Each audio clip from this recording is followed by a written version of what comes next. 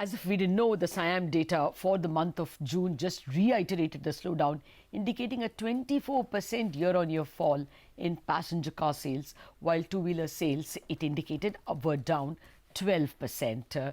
SIAM says auto sector degrowth, or rather contraction, if not addressed by policy, will lead to job losses. To find out more about the state of the auto sector, we have someone who knows the industry so well, a veteran from the sector, Dr. Pawan Goenka of M&M. Dr. Goenka, thank you very much for joining us. We would have liked to meet under more pleasant ambience, but unfortunately for the last 9 months, month after month, we have been getting contracting numbers. Well, what is the sense you're getting? Is this the trough, June, July, August, and then come the festival season, we will trough out, or is it looking a slightly longer trouble? Well, obviously, it's very hard to predict what will happen in the next 2-3 months, and we certainly hope that this will not last very long.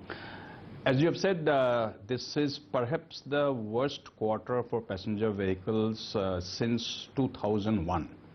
That means in 18 years we haven't had this kind of drop. And the closest that we came was, I think, third quarter of F09, just before the slowdown that happened. And then we did recover very quickly. And that's kind of what I'm counting on, that if we do all the right things, India has the resilience, the industry has the resilience to recover very quickly from a very sharp drop that has happened. And we have proven it 2-3 times in the history. Now, for that, what needs to happen clearly is some improvement in the market sentiment, certain things that the automakers do, and certain, I think, unfortunately, stimuli from the government are needed to come out of this very difficult situation that the industry is facing. Though it's sort of difficult at this time for the government of India to let go of revenue by reducing GST, because government also needs revenue. But I think it's a vicious cycle that we have fallen in, and we need to create a virtuous cycle by giving a bit of a kick for demand for a short term.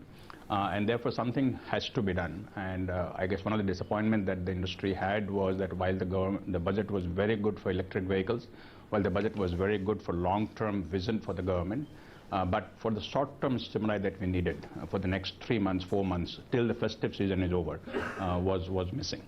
And I'm hoping that GST, being a GST Council subject and not a budget subject, maybe some GST Council will look at it.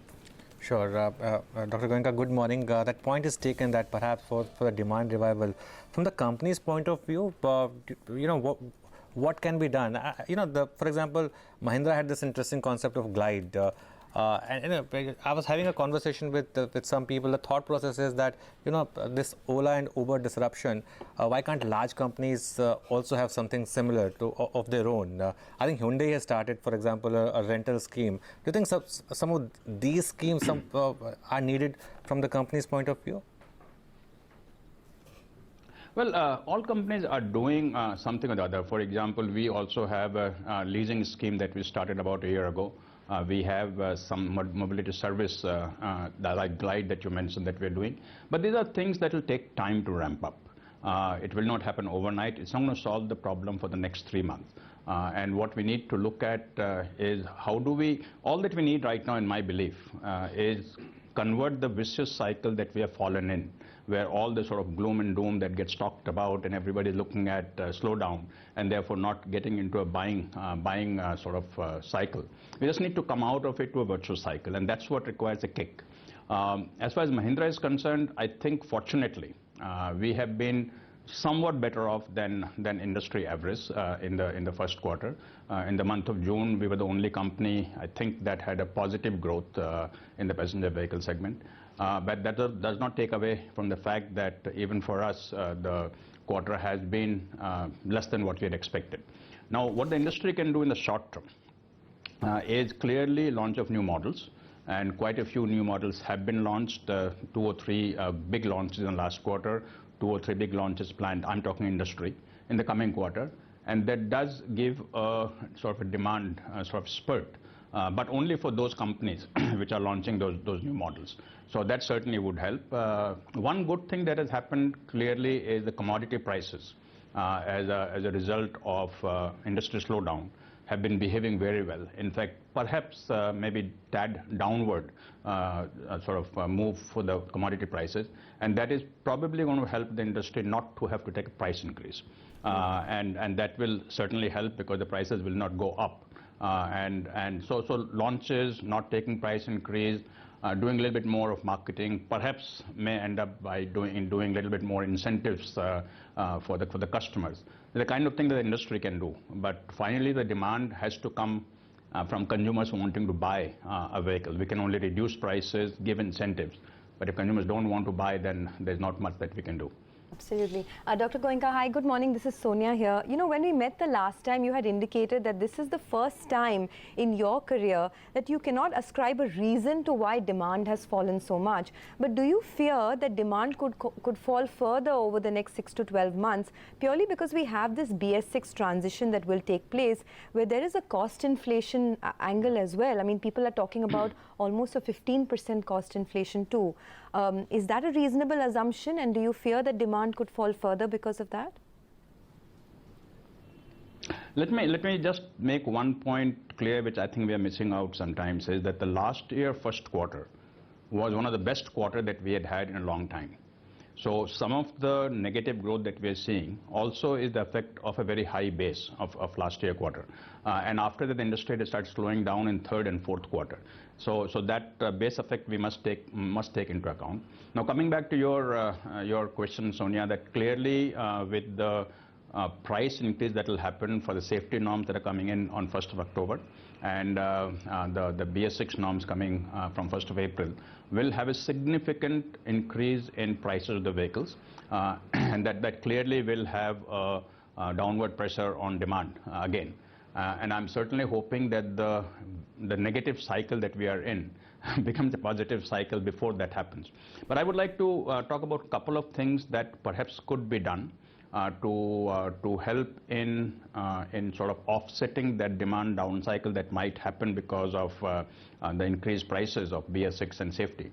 And nobody is denying that we need to have BS6. Nobody is denying that we need to have safety. Of course, those are very, very important thing for us to have in our vehicles, for the environment and for the safety of our users of the vehicle on the roads. But I think what one can look at is a scrappers policy, which has been talked about for quite some time. And everybody knows it's the right thing to do for multiple reasons. And if that can be implemented right about when the BS6 norms are coming in, that would help to create a demand pull just when there is a downward pressure on demand because of BS6 prices. So that's one thing that I really urge the government of India to think about very carefully, and everybody is for it. Everybody is for it. It just needs to be timed with the BS6 introduction. And second thing that could happen is that with BS6 prices going up, the GST also goes up, and maybe government of India can find some way of not increasing GST for the cost increase of BS6. That means the BS6 cost becomes GST free, and that will obviously help to reduce the impact of GST cost increase on the consumer and somewhat dampen the negative sentiment. Okay.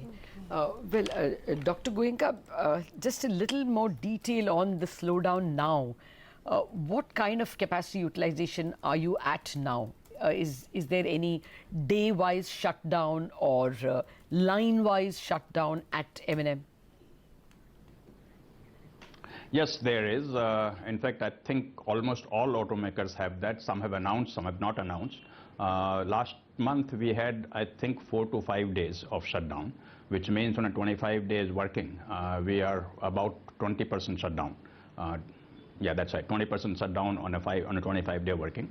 And the month of July is looking better. I don't know right now whether we will have a shutdown or not, but even if we did, it will not be 5 or 6 days. It will be somewhat lower. What has happened good for us is, and I don't know about the industry, but for Mahindra, that we have been able to manage our dealer inventory now reasonably well. In the beginning of the quarter, the dealer inventory had gone up, but in the month of June, we were able to retail significantly more than what we had done in wholesale, and therefore industry is, and one of the reasons the plant was down was shut down because we were trying to correct the dealer inventory. Okay. That has happened now. So therefore, we do expect that July will not be as bad, but we may still have a couple of days of shutdown in July. Okay. August, September, with the festive season coming in, clearly we are hoping that the plants will run full capacity. Yeah, no, I hope my next question therefore is redundant. The industry is not staring at layoffs, is it? Layoffs? Yes. Are you saying layoffs? Layoffs, no. Yes, that's what no, I said. see, look, there are two kinds of employees that we have: permanent employees and temporary employees. Clearly, in case of permanent employees, there is no question of layoff because and contractually they are permanently employed by the company, and no matter what happens, there is no layoffs that happen. But for the contract employees, it really depends on the demand, and there will be some seasonal up and down that will always happen. What certainly is true is the demand pull right now, and maybe it will improve in August, September, is not something which will lead to a lot of new employment. And the concern that we need to have, not just as an industry but as a country, is the job growth definitely is getting dampened because of the current situation of industry, not just auto and tractor industry, but almost all industries. And therefore, I think job generation is not happening to the extent needed. And add to that the fact that everybody is doing a little bit more automation as technology improves, and that automation unfortunately leads to reduction in jobs. So these two factors combined, I think, would put pressure on unemployment in India. Okay, so would you scale down your growth estimates for the full year, both in autos as well as in tractors? I mean, SIAM has penciled in a very conservative volume growth estimate of just 3 to 5% for FY20. What would your own estimates be? So let me tackle tractor first. See, tractor we had said 5% at the beginning of the year. And we have seen a degrowth of 15% in the first quarter. In our internal estimate, the first quarter was supposed to be small degrowth, maybe 5% degrowth, but not 15%. And therefore, looking at the next 9 months, the 5% growth will require 10% growth for next 9 months to get 5% for the whole year. And 10% appears very unlikely. And therefore, we would have to slightly downward revise our estimate. But I'm going to wait till the end of July to see how monsoon pans out and see if that's going to push the demand up. Again, we need to keep in mind that last year, first quarter, was a very high growth, 28% growth for the tractor industry. So I would say, yes, there's a downward pressure to 5%. I'm not yet ready to declare a downward number, but we will revise it perhaps by the time we have our result announcement in August. As far as auto is concerned, the first quarter has been bad compared to what our estimate was in the beginning. But we are just coming out of the high base, as I said earlier, the first quarter. And one of the big things that I'm counting on, which hasn't been talked about much, is the whole finance package that has come in the budget, both for the capitalization of the PSBs and also the credit guarantee of NBFC loan papers. I think those can have a dramatic effect on the demand if it translates to on-ground liquidity improvement for retail financing. And if you add to it somewhat of passing on of the rate reduction, the policy rate reduction, which has really not happened yet to full extent, and I know RBI is putting a lot of pressure for it. But I hope that all the reduction that we have seen, 75 basis point in this calendar year, if that gets passed on the ground, I think it's going to have a very big demand stimulus. So right now on auto, I am not thinking about a reduction in our industry growth estimate. And again, it will depend on what happens in July, August. Right now, we're a little bit more hopeful about monsoon than we were at the beginning of the monsoon because the last 2 weeks have been pretty good. And if that continues and we get a near normal monsoon, I think that will bode very well both for auto as well as tractor industry. So yes, in summary, I would say things are right now looking very bad. I was hoping that there will be a shot in the arm in the budget. Didn't happen. That's okay. There is still an opportunity for GST Council to do something. And the finance package is very good, and it might have a very big impact. So let's wait for a month, 2 months, let things settle down before we push any kind of panic button.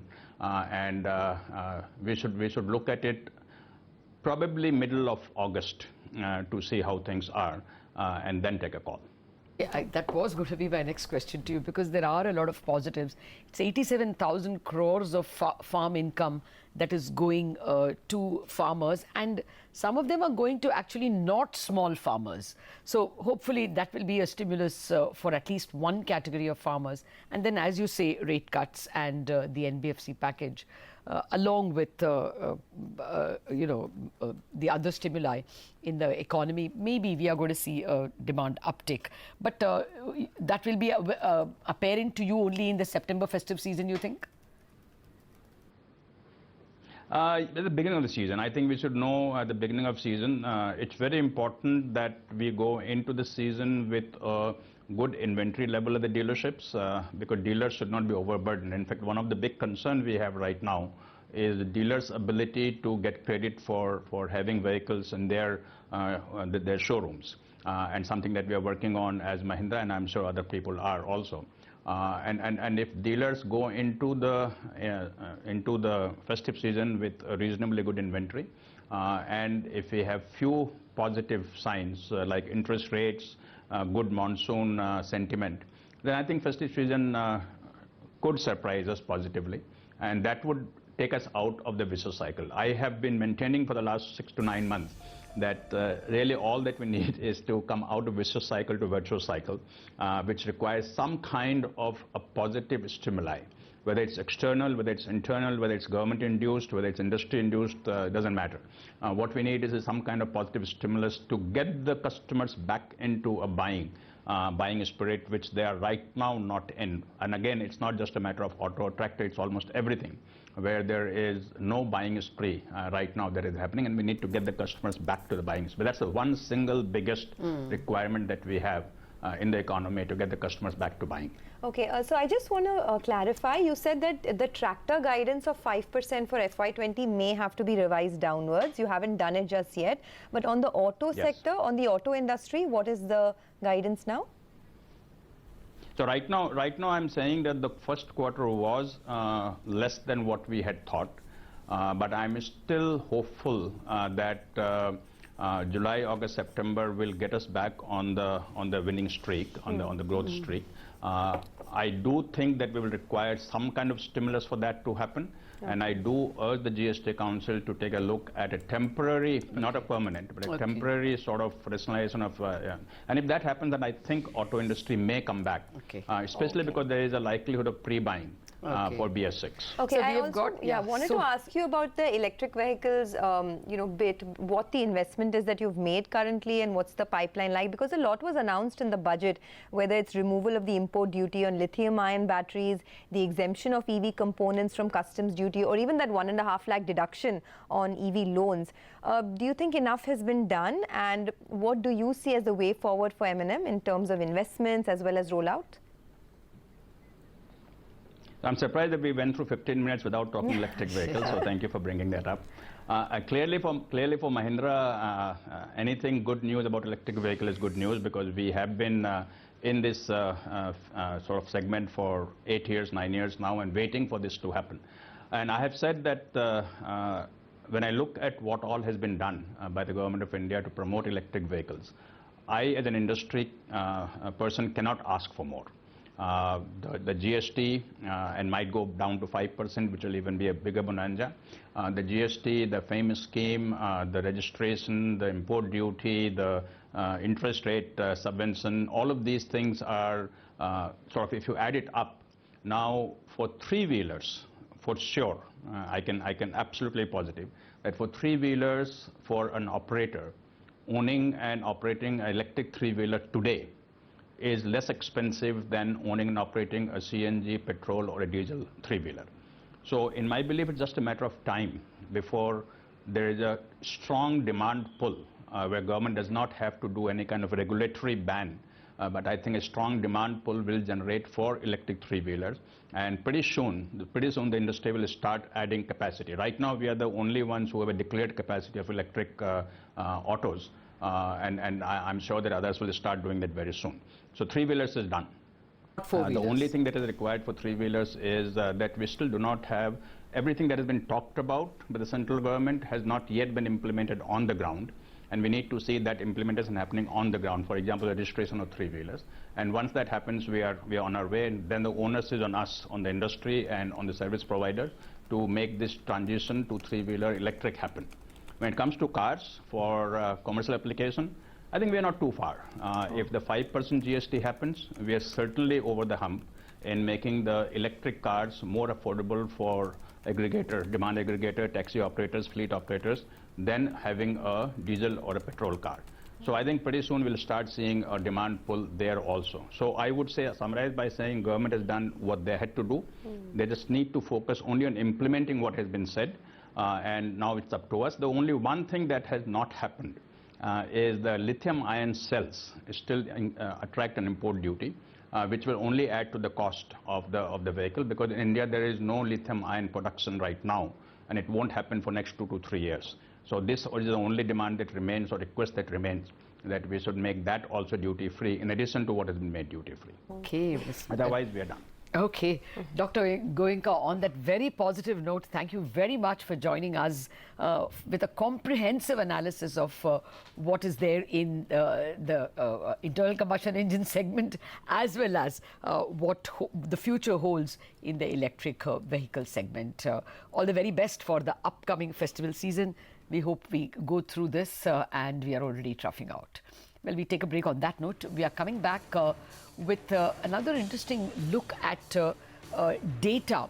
The CAPEX Research Organization and Projects Today finds a lower than estimated drop in fresh investments despite the election slowdown. So this is someone coming with the data that things are not as bad as some of the other data indicators are showing.